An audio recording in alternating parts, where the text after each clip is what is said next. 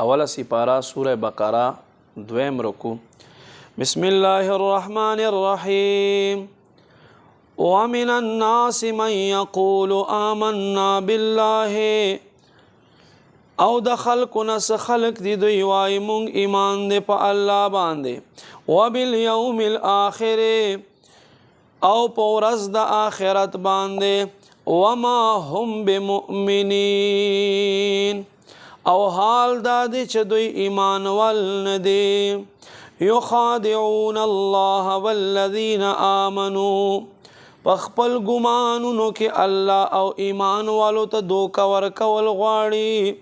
وما يخدعون الا انفسهم، دوکه دوی نه ورکوي مگر خپلو ځانونو ته.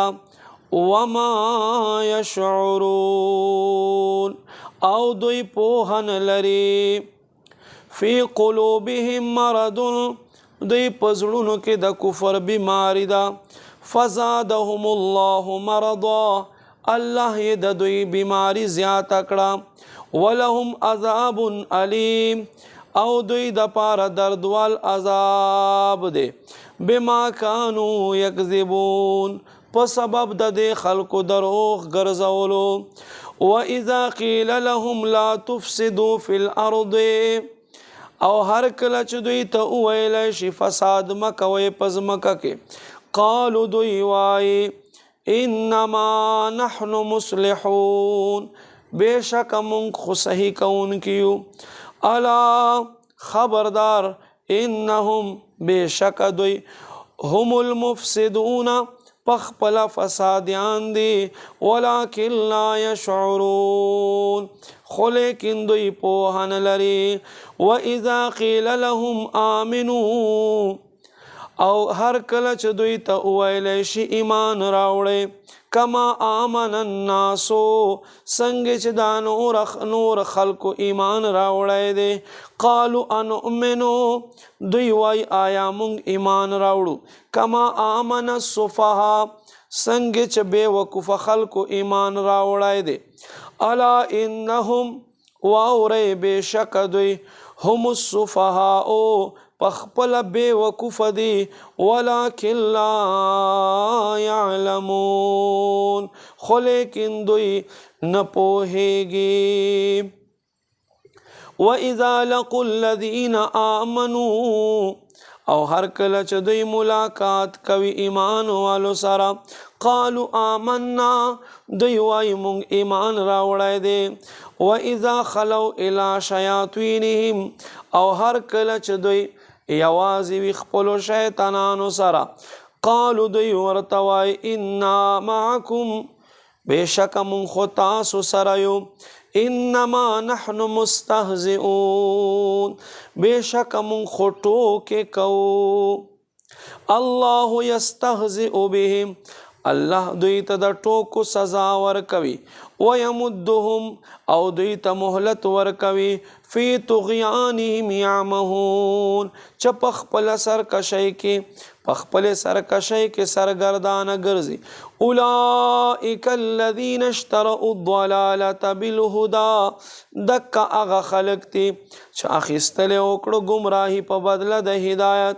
فما ربحت تجارتهم، پس ګټه ونه کړه تجارت د دوی. وما کانوا مهتدین، او نه د دې خلکو ته د دې تجارت لار معلومه. مثلهم، مثال د دې خلکو، کمثل الذي، پشان د هغه سړي، استوقد نارا، چې بل کړلو اور.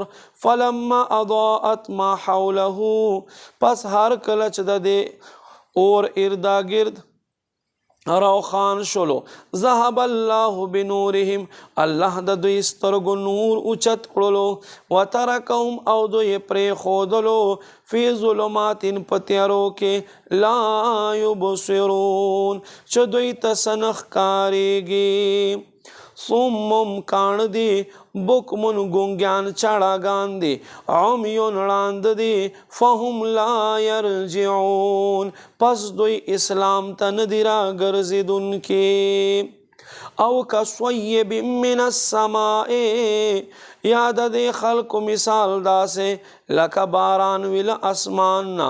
فيه ظلمات پدې باران کې ډېرې تیارې وي ورعد او پدې کې غړزار آوازونه وي وبرق او پدې کې بجلی وي یجعلون اصابعهم فی آذانهم دوی وګرځوي داخلي کې خپلې ګوتې غوږونو ته من الصواعق حذر الموت د تندر د مرګ د یرینا والله محیط بالکافرین الله کافران گیر کړي دي